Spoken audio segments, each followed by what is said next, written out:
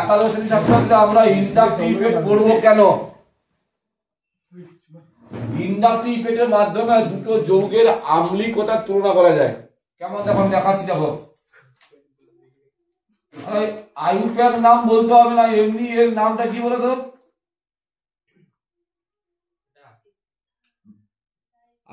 আইউপ্যাক নাম নয়, এমনি বলো। আরে অ্যাসিটিক অ্যাসিড CH3COOH। কার্বক্সিলিক অ্যাসিডকে এইভাবে লেখা হয়নি C11OH। এর নাম কি কে বলতে পারিস বল? এর নাম কি? এর নাম কি বলো? তার একটা হাইড্রোজেনকে রিপ্লেস করে কে ঢুকেছে বলো? ক্লোরিন। এককে কি বলা হয়? মিথ। কার্বনকে মিথ বলি। এককে বলা হয় মনো, ওই যে আমরা মনো যেমন। এর নাম হচ্ছে মনোক্লোরো অ্যাসিটিক অ্যাসিড। কি মনে মানে এক, ক্লোরো মূলটা ছিল অ্যাসিটিক অ্যাসিড। এই দুজনের মধ্যে কে বেশি আম্লিক পরীক্ষায় পড়বে? অ্যাসিটিক অ্যাসিড ও মনোক্লোরো অ্যাসিটিক অ্যাসিড, এদের মধ্যে কে বেশি আম্লিক? ভালো ফলো করো, লিখবি পরে দেখবি। আগে দেখ, কার্বন আর অক্সিজেনের মধ্যে কে বেশি ইলেকট্রোনেগেটিভ? কার্বন। অক্সিজেন। তাহলে এদের তাহলে অক্সিজেন হবে মাইনাস, কার্বন হয়ে যাবে কি? এক্ষেত্রেও দেখো অক্সিজেন মাইনাস কার্বন। বুঝছে? আগের ক্লাসে আমি বলেছিলাম সিএল এর কি প্রভাব আছে, মাইনাস আই না plus I? Minus. Minus I মানে ইলেকট্রন টানবে না ইলেকট্রন দেবে? দেবে। টানবে। তাহলে এই ইলেকট্রন টানলো, এই টানার প্রভাবটা এর উপর পড়বে না পড়বে না? এবার বলো কোন ক্ষেত্রে কার্বনটা বেশি পজিটিভ হবে? অ্যাসিটিক অ্যাসিডের ক্ষেত্রে না মনোক্লোরো অ্যাসিটিক অ্যাসিডের ক্ষেত্রে? কার্বনের পজিটিভ আধানটা কার বেশি হবে? অ্যাসিটিক অ্যাসিডে কার্বনটা পজিটিভ আধান পাচ্ছে, অক্সিজেন ইলেকট্রন টেনে নিল, প্লাস হয়ে গেল। এরা তো অক্সিজেন টেনে নিল, প্লাস হয়ে গেল। কিন্তু সিএল এর মাইনাস আই প্রভাবের জন্য, মানে ইলেকট্রন টানার জন্য, তাহলে এইভাবে একটু টানবে। টানলে এই কার্বনটার পজিটিভ আধান বাড়বে না কমবে? কমবে। আর টানছে তো কাকে টানছে? ইলেকট্রনকে টানছে।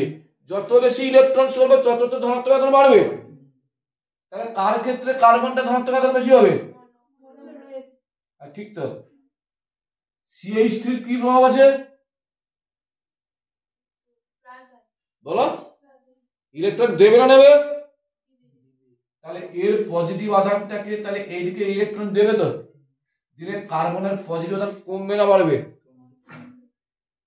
এর ক্ষেত্রে বেড়েই চলেছে, এর ক্ষেত্রে। তাহলে এর যদি পজিটিভ আধান বাড়ে, এ কি করবে? এখান থেকে ইলেকট্রন টানবে। এর টানা, এও টানবে, টানার পরিমাণটা এর চেয়ে বেশি না কম? হ্যাঁ, কার কম? এর কম।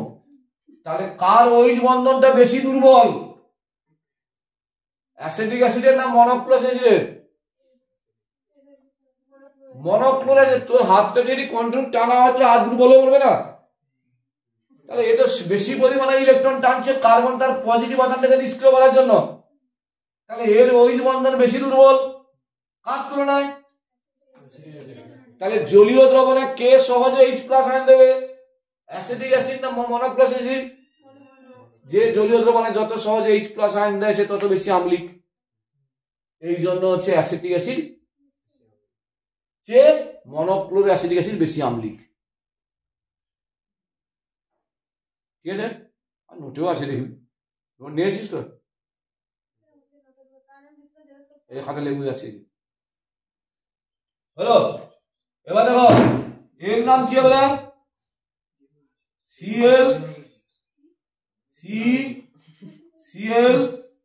Cl ডাবল বন্ড ও এর নাম কি হবে? এটা অ্যাসিটিক অ্যাসিড, এটা মনোক্লোরো অ্যাসিটিক অ্যাসিড, এটা ট্রাইক্লোরো অ্যাসিটিক অ্যাসিড। কি তাহলে এ মাইনাস এ কি ঠিক না ভুল বলো? ঠিক তো? তাহলে এটা যদি ঠিক হয়, সিএল এর কি প্রভাব আছে? ইলেকট্রন টানবে না দেবে? তিন দিক থেকে ইলেকট্রন টানছে ক্লোরিন, সেই প্রভাবটা কার উপর পড়ছে? এই তিনটার মধ্যে কোনটার কার্বন সবচেয়ে বেশি পজিটিভ আছে? ওটা। তাহলে আরো বেশি বেশি পরিমাণে টানছে। কার ওই বন্ধনটা সবচেয়ে বেশি দুর্বল হচ্ছে? ট্রাইক্লোরো অ্যাসিটিক অ্যাসিডের। কে জলীয় দ্রবণে সহজে H+ আয়ন দেবে? এই জন্য বলা হয় ট্রাইক্লোরো অ্যাসিটিক অ্যাসিড অ্যাসিটিক অ্যাসিডের চেয়ে প্রায় 100 গুণ বেশি আম্লিক, কারণ এর সহজে H+ আয়ন দেয় বলে। এটা কি বোঝা গেল? শুধু মিথ্যা কথা। আচ্ছা, এটার নাম কি রে?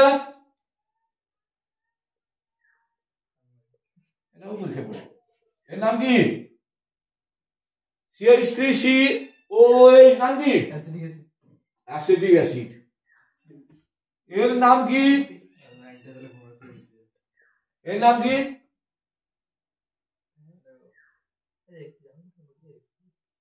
আরে ফর্মিক অ্যাসিড, HCOH। এই দুজনের মধ্যে কে বেশি আম্লিক? পরীক্ষা করি। অক্সিজেন কার্বনের চেয়ে বেশি ইলেকট্রোনেগেটিভ, A- কি? এক্ষেত্রেও A- কি? CH3 কি প্রভাব আছে? ইলেকট্রন দেবে না নেবে? তাহলে এই ইলেকট্রন দিলে এই কার্বনের পজিটিভ আধান কমবে না বাড়বে? কমবে। কিন্তু এর কমার উপায় নেই, বাড়ার উপায় নেই, কেউ নেই, এর সঙ্গে সৃষ্টি নাই। তাহলে কে বেশি ওই বন্ধনকে টানবে বেশি? অ্যাসিটিক অ্যাসিড না ফর্মিক অ্যাসিড? এর তো পজিটিভ আধান নিষ্ক্রিয় করে দিচ্ছে কে? CH3। এর আর ইলেকট্রন টানবে, তবে টানার প্রবণতা কমে যাবে, কিন্তু একে তো কমাচ্ছে না। তাকে একে কমাতে হলে পুরোটা এই দিক থেকে এগুলো টানতে হবে। তাহলে কার ওই বন্ধনটা বেশি দুর্বল হবে? অ্যাসিটিক অ্যাসিড না ফর্মিক অ্যাসিড? হ্যাঁ, আবার অ্যাসিটিক অ্যাসিড।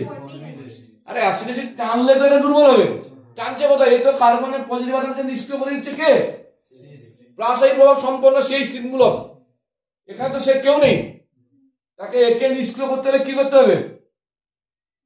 দুদিক থেকে টানতে হবে, মানে এদিক থেকে টানতে হবে।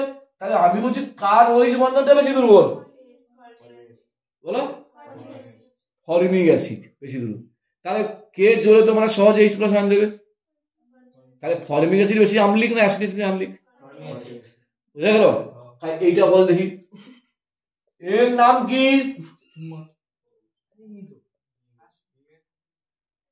Acetic acid.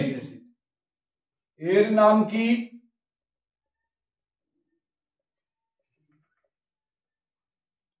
Propanoic acid. তিনটে কার্বন অ্যাসিড, এর মানে কে বেশি আম্লিক? এখানে দেখো অক্সিজেন কার্বনের চেয়ে বেশি ইলেকট্রোনেগেটিভ। অক্সিজেন ইলেকট্রন টেনবে -A কি হয়ে যাবে? এক্ষেত্রেও তাই, মাইনাস এটা প্লাস, এই প্লাসের সঙ্গে ডিরেক্ট কে যুক্ত আছে? এর কি প্রভাব আছে? প্লাসের প্রভাব না মাইনাসের প্রভাব? বলো। প্লাসের প্রভাব তো। তাহলে প্লাস এই প্রভাবের জন্য কি করবে? তাহলে একে নিষ্ক্রিয় করে দেবে।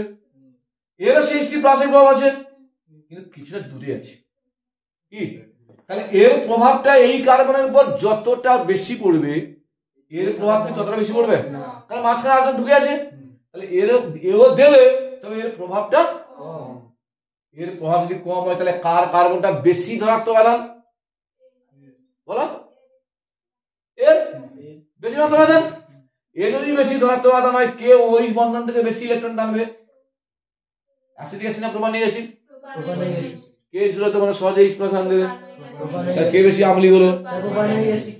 এইভাবে ব্যাখ্যা করতে হবে পরীক্ষায়। লেখাটা তো আমাদের এই গঠনটা দেখাতে হবে, দুটো লাইন লিখতে হবে। হ্যাঁ, অবশ্যই অবশ্যই। এবার দেখো,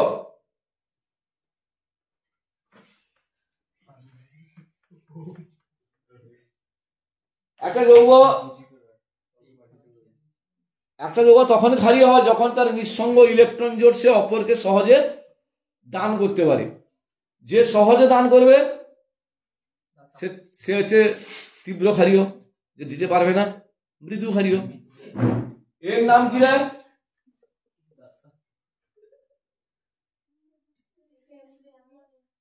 এর নিঃসঙ্গ আছে, এর নাম কি রে? Methyl amine. কে বেশি ক্ষারীয়? দুজনেরই নিঃসঙ্গ ইলেকট্রন জোড় আছে। যে সহজে অপরকে দান করতে পারবে সে তত বেশি তীব্রকারী হবে। এখন দেখতে হবে কে সহজে দান করতে পারে। নাইট্রোজেনের সঙ্গে কে যুক্ত আছে? মিথাইল গুলোকে প্লাসের প্রভাব না মাইনাসের প্রভাব? প্লাসের প্রভাব যদি হয় সে অপরকে ইলেকট্রন দেবে না নেবে? তাহলে এই ইলেকট্রন দেবে। তাহলে নাইট্রোজেনের উপর নিঃসঙ্গ ইলেকট্রন জোড়ের গাঢ়ত্ব বাড়লো। কার ক্ষেত্রে গাঢ়ত্ব বেশি? মিথাইল অ্যামিনের ক্ষেত্রে না অ্যামোনিয়ার ক্ষেত্রে? আমার যদি বেশি থাকে আমি লোককে দিতে পারবো। কে সহজে ইলেকট্রন জোড় দান করতে পারবে? কে বেশি ক্ষারীয়? ওকে পড়বে। বুঝা গেল?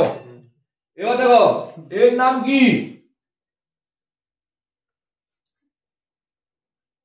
অ্যামোনিয়া। এর নাম কি? ক্লোরামিন। ক্লোরামিন। এই দুজনের মধ্যে কে বেশি ক্ষারীয়? এর নিঃসঙ্গ, এটা হবে তো? একদম ভুল উত্তর। এর নিঃসঙ্গ আছে, নিঃসঙ্গ আছে। ক্লোরিনের কি প্রভাব আছে? সে নিঃসঙ্গ ইলেকট্রন জোড় টেনে নেবে। তাহলে কার ক্ষেত্রে নাইট্রোজেনের উপর নিঃসঙ্গ ইলেকট্রন জোড়ের ঘনত্ব কম? এটার কম, এটার বেশি। এর বেশি বলে সহজে দান করতে পারবে। তাহলে কে বেশি ক্ষারীয় হলো? এই কঠিন। তাহলে তোমরা ভালো করে ফলো করো, সাবস্ক্রাইব করো, বন্ধুদের মধ্যে বেশি বেশি করে শেয়ার করো। পরবর্তীতে আমি অন্য জিনিস নিয়ে তোমাদের সামনে হাজির হব।